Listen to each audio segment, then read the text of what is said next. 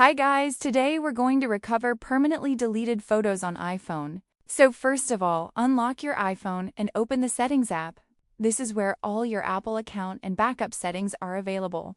We're starting from here because recovery depends on your backup settings. Now, once Settings is open, tap on your name at the very top of the screen.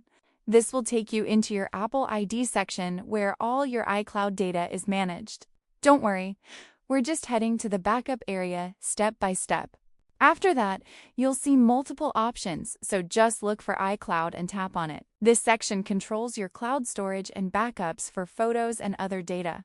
So if your photos are recoverable, it usually depends on this section. Now, scroll down a bit until you find iCloud Backup. Go ahead and tap on it because this is where your backup settings are stored. If backups were enabled earlier, you might have a chance to recover your data. Here, make sure that backup this iPhone is turned on. If it's already on, that's a good sign because your data might be saved in a previous backup. And if not, turn it on now so you don't lose data in the future.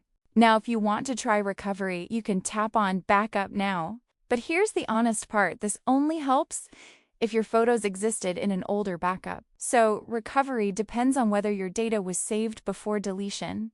Now, one very important thing, if your photos were deleted more than 30 days ago, then they are permanently removed from Apple servers.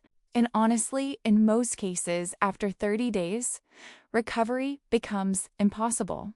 So, it's always better to keep backups on to stay safe. So, yeah, that's the reality of recovering permanently deleted photos on iPhone.